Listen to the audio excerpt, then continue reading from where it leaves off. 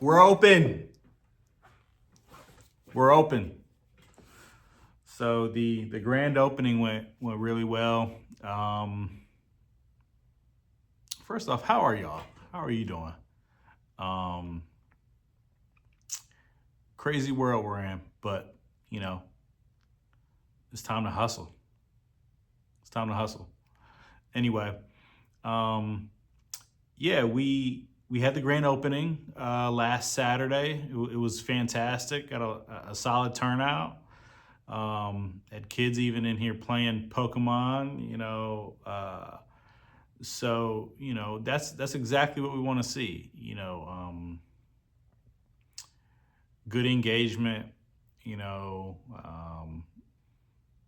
a lot of people were actually saying that we were one of the only stores that actually has Pokemon uh, stocked. So that was really cool to hear. Otherwise, we're just really grateful for the support. Appreciate everybody who came out, and those that couldn't make it. But sent messages or hit the like button, all that jazz. So, Elite Cardboard Gaming is up and running. Durham, North Carolina. The website is up. We got a lot of stuff on our website, elitecardboardgaming.com. Order from there if you're not local. But yeah, I'm really satisfied with the opening. We did do a soft opening for about a week, just to gauge what the community is into. We had folks coming in asking for Yu-Gi-Oh, obviously Pokemon. A couple of Magic the Gathering people trickled in here, which we want. And sports, some sports folks came in too. So we're just trying to gauge the market, right? And I don't want to buy a ton of hockey, and we got a bunch of baseball, folks around. So it's been a really eye-opening 2 weeks. Again, I'm trying to get on a better cadence with these videos. That I will improve in that regard. Sorry, you guys. But yeah, things are going as well as they can. Marketing is our next facet where we're going to take it to the next level. Otherwise, our POS system's working well. We chose GoDaddy. I think I mentioned that a couple videos ago. Their fees are the lowest in the game, since they're pretty new to the POS space. POS meaning point of sale. And so that's going really well. Their support is actually fantastic too for the website and the POS stuff. So they have that. They have that infrastructure for sure. So I'm really pleased with them. What else can I speak to?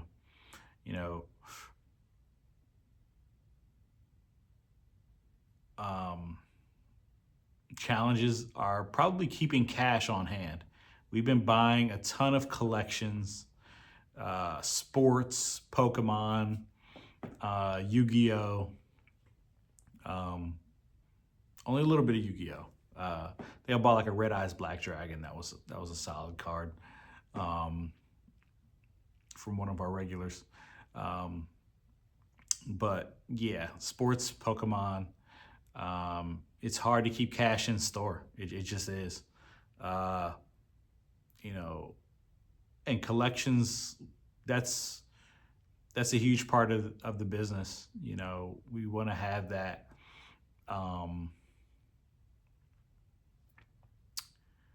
We want to be a place where the community can go to if they need a couple bucks and they've got a collection on hand that they want to get rid of. Come see us. You know what I mean? So we've only had to turn away a handful of folks. and just kind of told them to schedule up an appointment to get a collection done. At this stage in the game, it's just me, so I'm doing the best I can, given how much work there is. The online orders have increased from eBay and TCG Player. I'm trying to funnel, more folks to the website though. Just less fees. So yeah.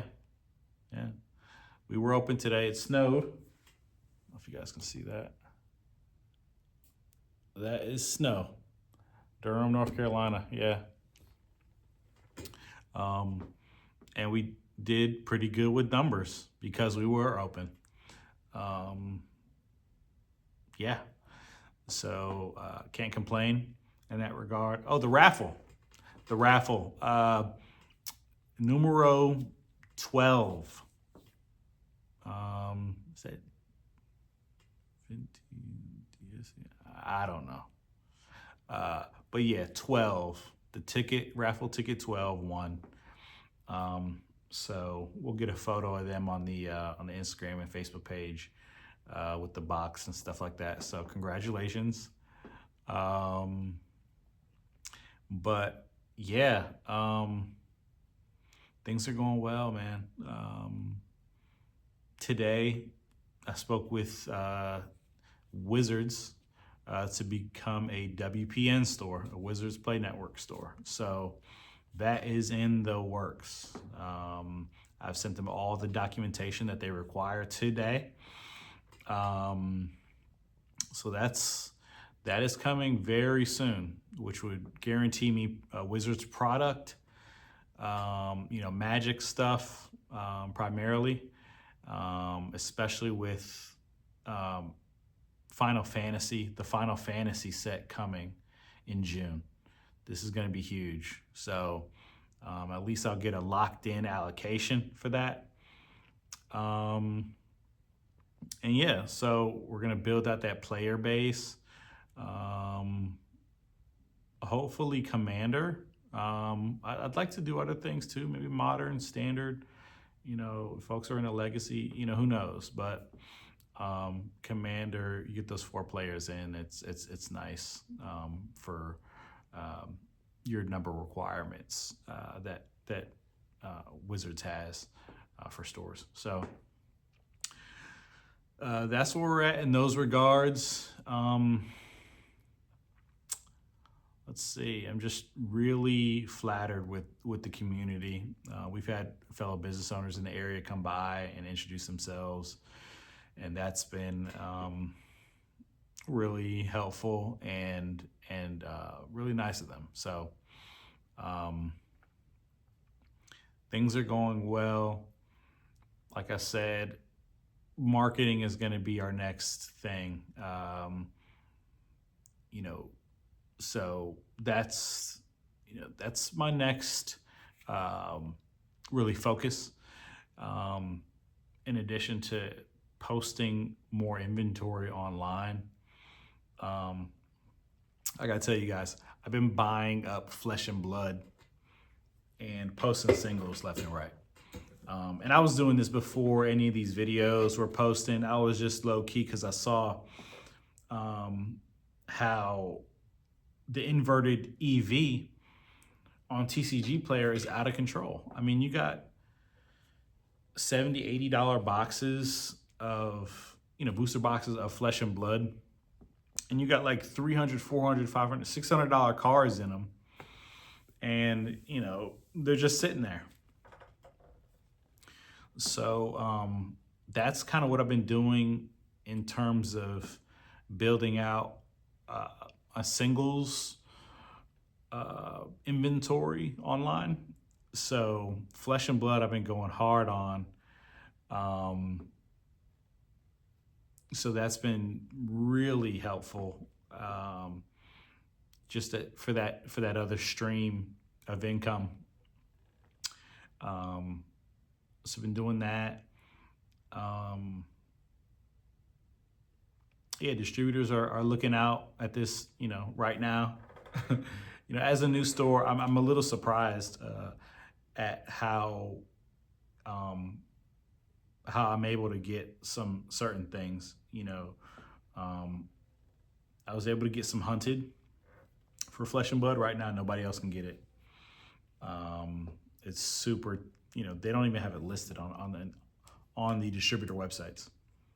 You know, um, I wasn't able to get Aether Drift collector boxes from Magic. So that was a little disappointing, but they're dropping in price right now anyway. So I might pick up some on the secondary market or see if they've got some boxes hiding in the back somewhere, which I'm finding does happen from time to time. But yeah, I mean, I'm learning a lot, and our strategies are working. Just having a clean place is, puts you a step above, some other stores. Having inventory puts you above some other stores. Being personable puts you above other stores. And I've been in customer service for before graduate high school. You're working I was working at the Cleveland airport. I was one of those wheelchair pushing people in the airport. I got paid like below minimum wage and pretty much relied on tips. But that was like my first job, and you just kind of build relationships with folks. From the drop off to the gates, and you really just pick their brain. So I've learned, from a young age that you have to be personable to, get where you want to go, and genuine when doing so. So these are just the things that kind of elevate you above your competition and your comps, right? I don't have the biggest store, I don't have the most inventory, but where I've decided to focus the business is where we are thriving. Having that Pokemon on hand, however we can get it, being clean, all that jazz. So,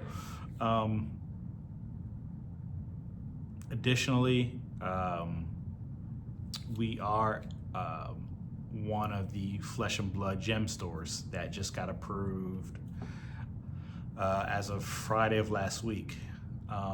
So Flesh and Blood, Magic the Gathering is almost done, and Pokemon's going to be a little more of a tough hill to climb, just from what I hear in regards to the requirements, but things are coming together. So I think the player base is another thing that I'm wanting to tackle and grow. So build the player base and marketing. These are the two things that I'm really focusing on right now with Elite Cardboard Gaming.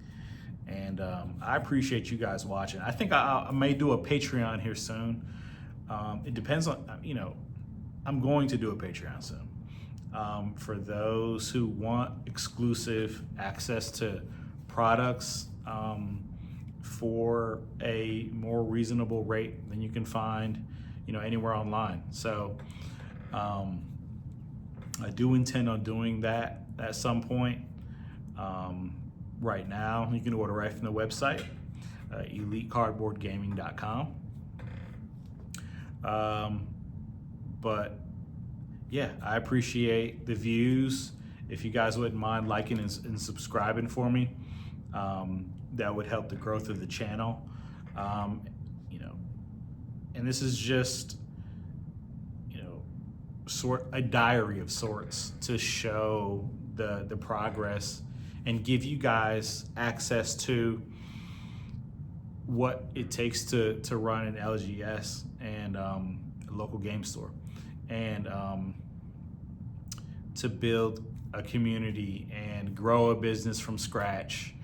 Like I said, at some point I will mention what kind of brought me out of property management. For those of you who don't know, I spent over a decade in property management, specifically multifamily apartment communities, anywhere from D to A class apartments. So, so I work for some of the top brands in the country, the Gray Stars, the RPMs, So, but yeah, at some point I'll discuss what inspired me to jump out and do my own thing. But yeah, again, I appreciate you guys watching. We're closed up. I gotta get home. Later.